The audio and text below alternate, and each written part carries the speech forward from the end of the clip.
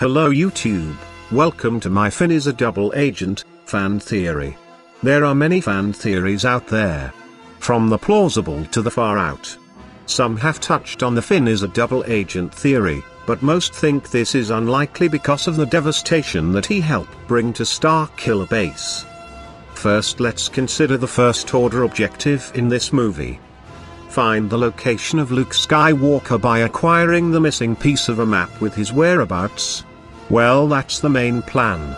What if there is a plan B, just in case they are unsuccessful in acquiring said map? The best way to do this would be to insert a double agent or spy into the ranks of the Resistance. The best agent will not even know that he is one. I am talking Total Recall style. In the movie Total Recall, Douglas Quaid has his mind wiped so that he can infiltrate a Resistance group. Having his mind wiped helps him when confronted with someone who can read his mind. He actually believes himself to be part of the Resistance. With that in mind, my theory goes like this.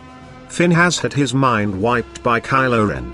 His mission is to locate and aid in the capture of Luke Skywalker. There is also a strong possibility that he is not even a stormtrooper, but a volunteer. Now let's look at some of the evidence that might support my theory. I will overlay some extracts from the official audiobook. This might give my theory some substance. 1. In the opening scene of the movie, 4 dropships leave the Star Destroyer finalizer for the planet Jakku. Let's hear what the book has to say about this scene. The inhabitants of the glowing orb known as Jakku had no idea they were about to receive a visit from 4 elite squadrons of Imperial stormtroopers. If I am not mistaken, an elite soldier has already proven himself on the battlefield. He will follow orders without question, and is unlikely to develop a conscience in the heat of a battle. 2. In this scene a stormtrooper is shot by Poe. Up until this point Finn was engaged in the battle with the other stormtroopers. The moment the dying trooper touches Finn's helmet with his bloody hand, something strange happens to Finn. He suddenly develops a conscience and a desire to run. He is also under the illusion that this is his first battle. A trooper went down in a mass of shattered armor, shredded flesh, and blood. One of his companions immediately rushed to his side and knelt to render assistance. A torn, bloody glove lifted toward the would-be rescuer, shockingly bare fingers protruding from the torn protective covering. Faces behind helmets stared at one another.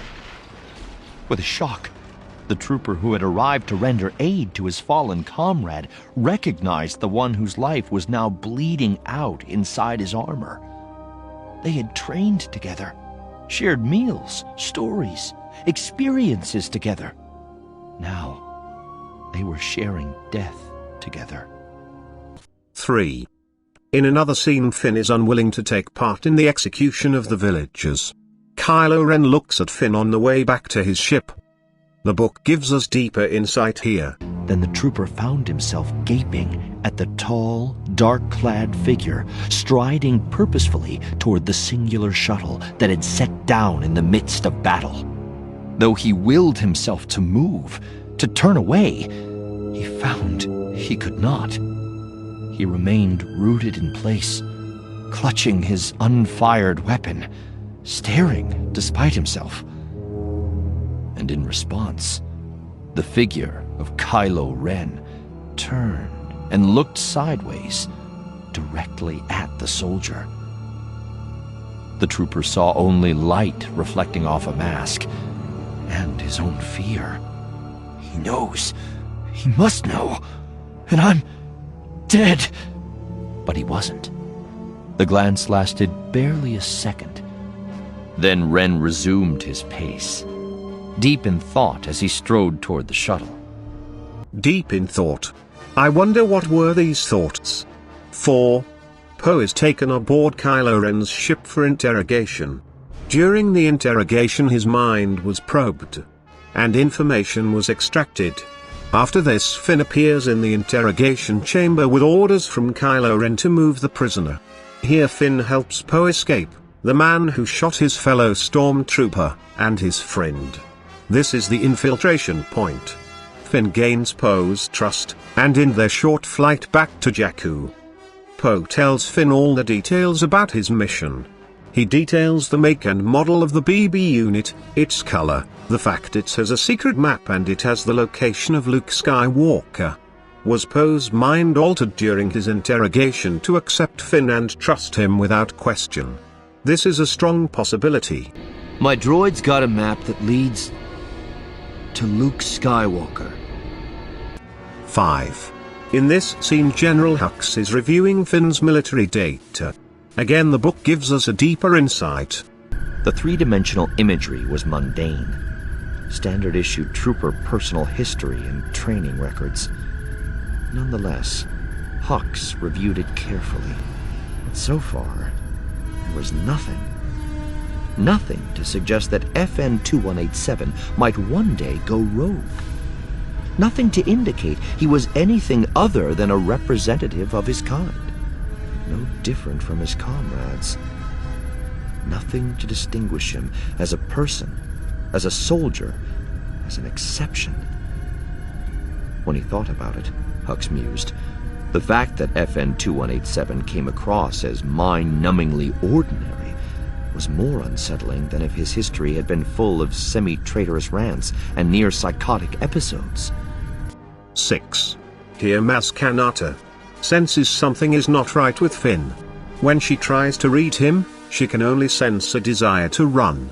Maz tries to get him offside by sending him to the Outer Rim. Ultimately this does not work as he returns and fights with the Resistance, killing his former comrades with ease, thus reinforcing his position within the group. 7. Here Finn tells Han Solo that his job on Starkiller Base was in sanitation. This is a very unlikely job for an elite stormtrooper who was programmed from birth.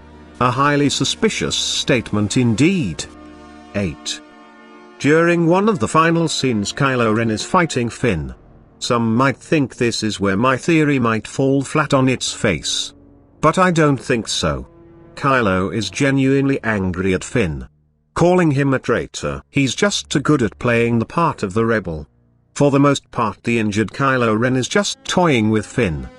But when Finn gets a lucky strike he is immediately disarmed. Kylo continues to punch Finn on the face. Then he finishes him off with a devastating, but not deadly strike to the rear of his torso. This will make Finn a trusted member of the Resistance when he recovers, and will set him up nicely for Episode 8. 9.